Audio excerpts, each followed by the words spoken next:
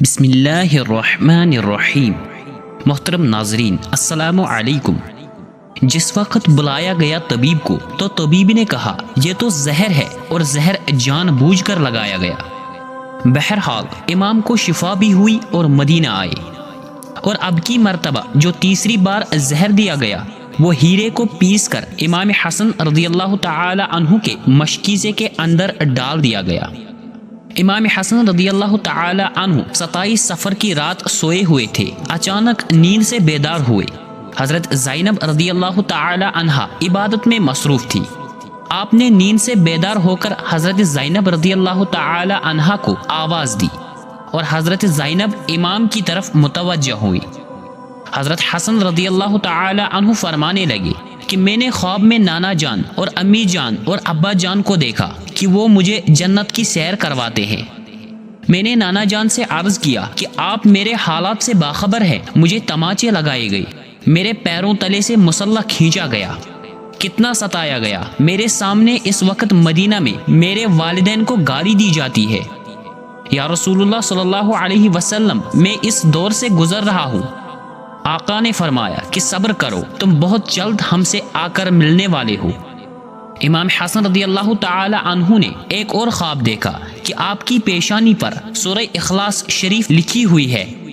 یہ خواب جب لوگوں نے سنا تو خوش ہوئے، لیکن آپ کے شاگرد سعید ابن مسیب نے سنا تو آپ نے فرمایا کہ مولا، اگر یہ خواب کی تعبیر پوری ہو گئی تو سمجھ لیجئے آپ بہت جلد دنیا سے جانے والے ہیں۔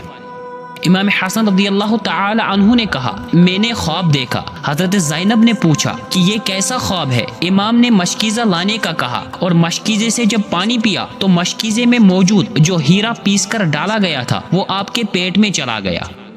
روایتوں میں آتا ہے، مورخین لکھتے ہیں کہ آپ کے کلیجے کے 72 ٹکڑے ہوئے، بعض نے لکھا کہ 80۔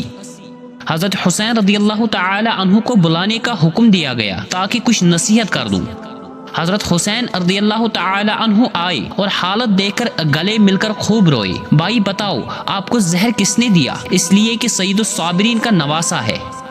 بھائی، مجھے جس پر شک ہے اگر وہی ہے تو اللہ بہترین انتقام لینے والا ہے، اور شک کی بنیاد پر کسی کو قتل نہیں کیا جا سکتا، کیونکہ میں نام لوں گا تو تم قتل کرو گے، اور شک کی بنیاد پر کسی کو قتل نہیں کیا جا سکتا۔ اللہ تعالی بہترین انتقام لینے والا ہے۔ جب امام حسن نے امام حسین کو نہیں بتایا کہ قاتل کون ہے تو حتمی طور پر کسی کے بارے میں یہ فیصلہ کر دینا کہ فلاں قاتل ہے، میں سمجھتا ہوں کہ یہ زیادہ مناسب نہیں ہے۔ بہرحال جب صبح ہوئی اور لوگ جمع ہونے لگے تو اس وقت امام حسن نے کہا، حسین، میرا چہرہ کیسا نظر آ رہا ہے؟ امام حسین رضی اللہ تعالی عنہ نے روتے ہوئے فرمایا، آپ کا چہرہ ہرا ہو گیا۔ حسن رضی اللہ تعالی عنہ نے جب سنا کہ میرا چہرہ ہرا ہو گیا تو فرمایا، حسین، یاد ہے نانا کی حدیث معراج مکمل ہو گئی ہے۔ لوگوں نے پوچھا کہ حدیث معراج کیا ہے؟ فرمایا کہ جب میرے حضور معراج پر گئے تھے اور ہماری پیدائش بھی نہیں ہوئی تھی تو نانا معراج پر جنت کی سیر کر رہے تھے، تو جنت میں 2 محل دیکھے، ایک ہرا تھا اور ایک لال تھا۔ اس وقت رضوان جنت نے کہا کہ یا رسول اللہ صلی اللہ علیہ وسلم، جاتے جاتے اپنے شہزادوں کے محل بھی دیکھ جائیں جن سے پوری جنت کا حسن دوبلا ہوتا ہے۔ حضور صلی اللہ علیہ وسلم نے فرمایا کہ یہ ہرا کس کا ہے اور لال کس کا ہے؟ کہا کہ لال تو حسین رضی اللہ تعالی عنہ کا ہے اور ہرا حسن رضی اللہ تعالی عنہ کا ہے۔ میرے حضور نے پوچھا کہ رضوان، یہ تو بتاؤ کہ حسن کا ہرا کیوں اور حسین کا لال کیوں؟ تو رضوان کی گردن جھک گئی اور آنکھوں میں آنسو آ گئی۔ اہل بیت کی محبت میں رضوان جنت بھی روتا ہے، جبکہ جنت میں کوئی رو نہیں سکتا۔ جنت وہ ہے جہاں رویا نہیں جاتا، لیکن یہ شہادت حسنین ہے، اسے جب جب بھی یاد کیا جاتا ہے تو رضوان جنت بھی روتا ہوا نظر آتا ہے۔ رضوان کی عرض کرنے کی ہمت نہ ہوئی۔ حضرت جبریل علیہ السلام آئے اور عرض کی، یا رسول اللہ، میں بتاتا ہوں، اللہ کے حکم سے یہ ہرا اس لیے ہے کہ حضرت حسن رضی اللہ تعالی عنہ کو زہر دیا جائے گا اور ان کا چہرہ اور جسم ہرا ہو جائے گا، اور حضرت حسین رضی اللہ تعالی عنہ کو کربلا میں شہید کیا جائے گا، اور شہادت کی وجہ سے خون سے سارا جسم لال ہو جائے گا، اس لیے حسن کا ہرا اور حسین کا لال محل ہے۔ دیکھا، حضور کی یہ حدیث معراج پوری ہو رہی ہے۔ اس کے بعد حضرت حسن رضی اللہ تعالی عنہ نے لوگوں کو جانے کا حکم دیا اور گھر والوں کو ٹھہرنے کا کہا۔ اس وقت مولا حسن کے 3 یا 4 بیٹے تھے۔ ان بیٹوں میں ایک بڑا بیٹا تھا جس کی عمر صرف 7 سال تھی۔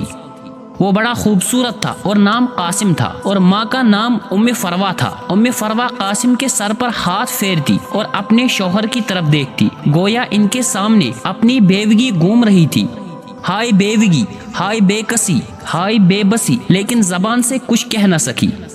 جب سب لوگ چلے گئے حتیٰ کہ کوئی نہ بچا تو حضرت حسن رضی اللہ تعالی عنہ نے اپنے بازو پر بندے تعویذ کو کھولنے کا حکم ام فروا کو دیا۔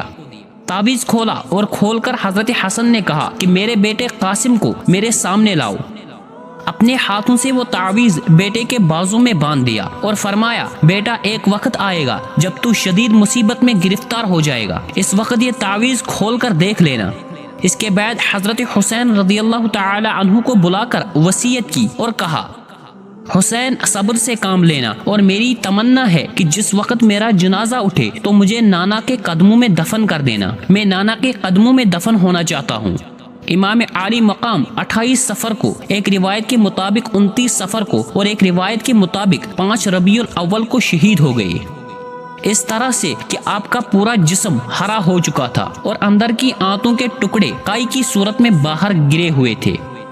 حضرت حسن رضی اللہ تعالی عنہ کی شہادت ہوئی تو آپ کی تجہیز و تدفین کے لیے جنازہ اٹھایا گیا، لیکن یہ بھی تاریخ کا بدترین باب ہے کہ جب جنازہ باہر لے کر آئے اور حضور کے روضہ مبارک میں حضرت حسن رضی اللہ تعالی عنہ کو دفن کرنا چاہتے تھے تو بنو امیہ کے وہ غلیظ، جسے دنیا مروان کہتی ہے، بدترین آدمی جس پر میرے آقا نے لعنت کی تھی، اس نے کہا کہ میں ان کو دفن نہیں ہونے دوں گا۔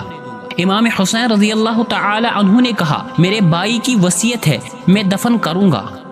یہاں تک کہ مورخین نے لکھا کہ اس ظالم نے کمان سے تیر نکالا اور امام حسن رضی اللہ تعالی عنہ کی لاش پر چلانا شروع کیا۔